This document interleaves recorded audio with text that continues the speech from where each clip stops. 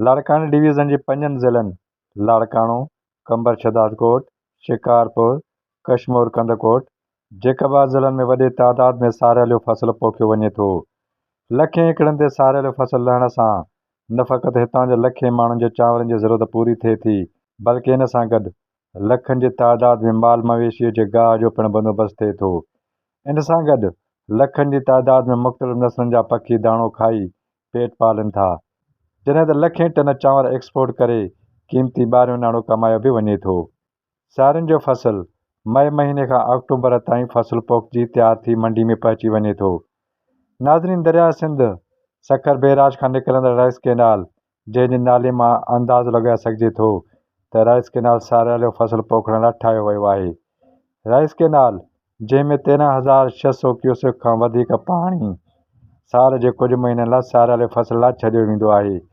Rice canal जे पाणीअ ते तक़रीबन 5 लख एकड़ ज़रे ज़मीन ते सारियल फसल पोखियो वेंदो आहे। राइस कैनाल में मई जे आख़िरी हफ़्ते या वरी जून जे पहिरें हफ़्ते में पाणी छॾियो वेंदो आहे। हिन वक़्तु सखर बैराज ते पाणी जी खोट तक़रीबन 60% खां वधीक ॿुधाई वञे थी।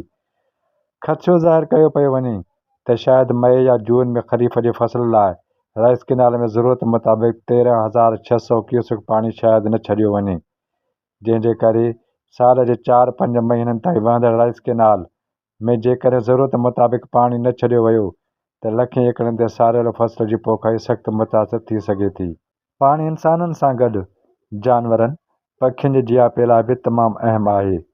जेकॾहिं राइस कैनाल में पाणी जी घटिताई कई वई त हज़ार एकड़नि ते सारियल फसल पोखिजी कोन सघंदो ऐं ज़मीनूं बंजर बणिजी वेंदियूं।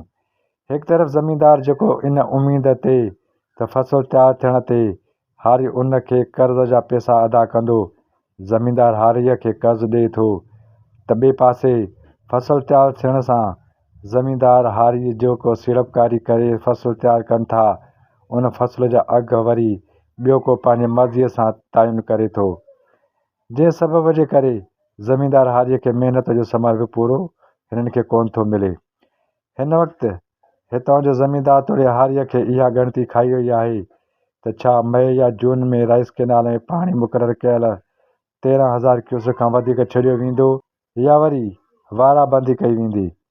हिन वक़्तु ज़मींदार जो उहो चवणु आहे त महकमा आबपाशी तरफ़ां बहितरीन प्लानिंग न हुजण सबबि पाणी जी मुंसिफ़ाणी विरछे नथी थिए। मौसमियात खाते मूजिबि 1 सेप्टेम्बर 2024 खां 21 मार्च 2025 ताईं मुल्क में आम खां 40% घटि बरसातूं थियूं आहिनि। सिंध जे बरसातुनि जी घटिताई 62% ताईं रिकॉर्ड कई वई आहे। अहिड़ी सूरत हाल सिंध जी ज़राअत, पीअण जे पाणी ऐं आम ज़िंदगीअ लाइ ख़तरनाक बणिजी सघे थी।